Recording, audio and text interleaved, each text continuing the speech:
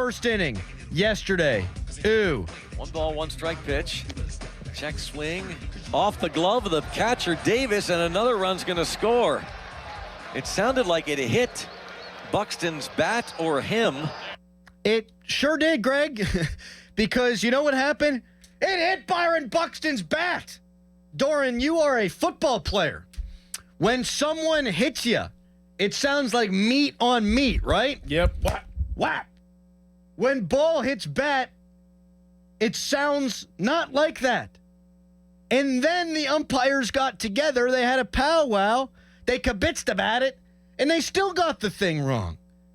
That is an egregious missed call. And it was obvious to everyone at the time. I would also say, like, Henry Davis probably don't run after the ball. Right, that too. Right? Because it clearly hit the bat because it doesn't touch his glove. He knows that. He knows that it hit the bat.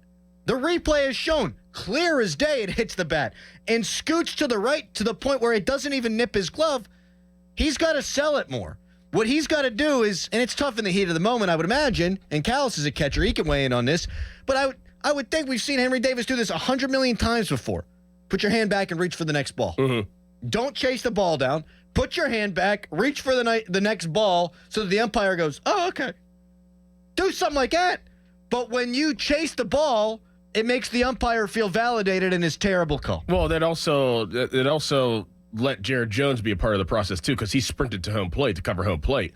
So now if you're the ump, you're like, okay, well, this is a situation where the bat didn't hit the ball, hit the glove, and they're trying to scramble to get somebody out at home. Yeah. You see Henry Davis move to the right, scramble to get the ball, and then you look up and you see Jared Jones coming towards you. You're like, okay, well, this is... Yeah, clearly it was a pass ball because these guys have reacted like it's a pass ball. In the era of replay, I probably would have gone for it like he did, because they teach you now to like stay through plays, hold tags on longer. There's a whole different thought process behind it now. But herein lies the rub, Callas. Right. This is not a reviewable play. Why isn't it? But he didn't know that at the time. I mean, he's just thinking, should. Okay, let me go after it just in case, and then maybe something. I mean, can be you fixed. are right. I don't think in the moment he realized it wasn't a reviewable play. I think he wanted to finish the play out and assume that replay could have figured it out if they couldn't get the out. Yeah, when he doesn't hear the ump go foul, he figures I'm going to run after this thing. Exactly. Yeah, heat of the moment. Like, I mean, I can understand a little bit, but it was so clearly not a pass ball. I feel like my reaction just would have been to throw my hand back to get another ball. Like, it was so obviously not what the umpire thought it was. Why can't you replay it? That to me is the dumbest thing, man. And you can text us, brought to you by Edgar Steiner and Associates, a personal injury law firm where they always say there's never a fee unless we get money for you. That's bizarre because they've replayed batted balls like that before. You cannot review a foul tip, which is stupid. I don't understand why you've got the technology and you don't use it. I mean, it goes all the way back to the robot ump thing. Like, we at home have a better understanding of the strike zone than the guy calling balls and strikes. Like, we know Angel Hernandez, you missed that call, even though Angel Hernandez does not know he missed that call. So why you don't have robot umps is silly. Why there's no challenge system for balls and strikes is silly. And why a play like this isn't reviewable is silly. Like, you also can't do fair or foul down the line.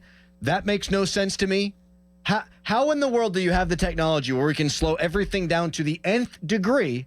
We know at home we can see it. What's right and wrong, right. And they can't go to, I don't know, a camera. Yes. Well, that's frustrating. I think their interpretation might have been incorrect as well, because foul tips to me usually mean like a swing through that goes back. Yeah, that's not even really mitt. Yeah, that was just a foul ball. Good point. That was closer to me to a batted ball than a tip. And maybe that's because it made contact with the bat. And you know what, squirrel. Callas, you might be right about that. That might be what the rub is actually, is that they consider it a batted ball, fair or foul, even though we all knew it's foul. Maybe it was just a bizarre interpretation of that. At any rate, everything should be reviewable or nothing should be reviewable. Mm-hmm. And the cat's already out of the bag, the toothpaste already out of the tube. You're not going to stop reviewing things, but when everything is not reviewable, it makes you want to just scream, because we all knew what happened, and these four genius umpires get together. Not one of them saw the real thing. Yeah, come on. Not one of them. Come on. And so then that brings up another point, and this will be a subject of another Fan Morning Show Twitter poll today, brought to you by PJ Fitzpatrick Home Improvement. TrustPJ.com. Should Derek Shelton have blown his lid and got thrown out of the game in the first inning yesterday? No. Why no? Too early in the game.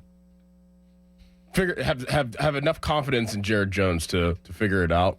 That don't want to put myself, if I'm Shelton or the team, in a situation where I'm not there for them in a crucial game. And every game is crucial, but I think he had enough confidence that Jared Jones will come back and figure it out, and he'd be Jared Jones way too early in the game. I was debating with people online about this too, Dorin, and I happen to agree with you that I don't need that. I like a good umpire manager fracas. I like that. I like when they get in each other's faces. I think it's something we've seen in baseball forever, and we're seeing less and less of it now because certain things are reviewable. I don't need a pound of flesh there. I don't need, even though I'm at home and frustrated, I don't need that to manifest through my manager.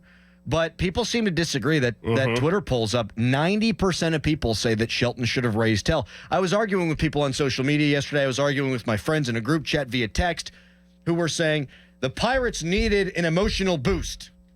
They did? Why? You took 2 out of 3 from the Dodgers. You're hoping to sweep the Twins. Jared Jones didn't pitch well in the first inning, and you get screwed there. And so he gives up 3 in the first, and that stinks, but you've got 9 innings to pull yourself out of the hole. I don't think you need your manager to get tossed from the game in order to have the requisite want to come back in the game. I'm sure, Dorin, that you've been part of teams where you needed an emotional lift, or, like I always think, like when Ryan Shazier got hurt, it's a miracle to me that the Steelers came back and won that game because everyone is so, stunned, shocked. I mean, like the DeMar Hamlin thing, stuff like that. I think you need leadership, and you might need guys to be positive, to get you out of a rut, to say, hey, we've got a task at hand to focus on. This, I don't think you need in the first inning your manager to come out and light a fire under your ass. If you don't have that fire, then what the hell are you doing out there? Exactly. That sends, it probably would have sent a bad message. And I think the messaging and where they're at mentally as a team right now, especially coming off the last series, that was a situation where don't need any negativity going on right now because we will figure it out. And obviously they didn't, but they have confidence in themselves at this point. Yes. You can see based on a lot of their body language. Well, here's the other one I've gotten a lot of, and I think this is crap. Show that you cared, Derek Shelton. See, I think in him not doing that, showed it to me, yes. He went out there, he argued it. He got the explanation. He knew that they blew the call, and it looked like had a good conversation with the crew chief.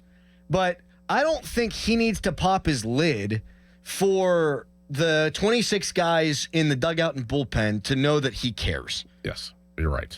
I think fans just were pissed, and fans wanted some sort of manifestation of their anger to take place in someone wearing a Pirates uniform. All right, fair enough, but this was going to be a game that needed to be managed properly, as they all do. But you had the bullpen game on Saturday. It was a delicate balance in the bullpen in this game. You need Derek Shelton to be hitting the buttons, right? And crossing T's and dotting I's and all that stuff. He knows that. He wanted to be part of it. He did not want to get tossed in the first inning. He wanted to manage the game. If there was a 6th inning, okay.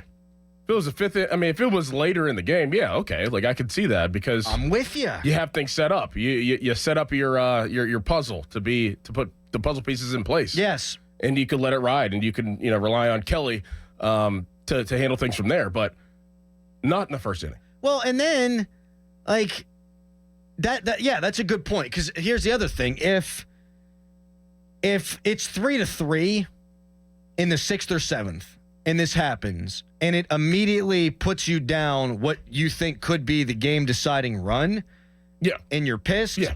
I get it, but it's the first inning. You've given up 3. You've got 9 innings to come back. It ultimately did cost them. I mean, this game probably does not go to extra innings if they get the call right. You never know how things are going to happen. I kind of hate doing that because you just don't. It could have changed everything. You just don't know. But they probably don't go to extra innings. They probably win the baseball game. But at the time, it's so early, you feel like you've got enough time to pull out of it.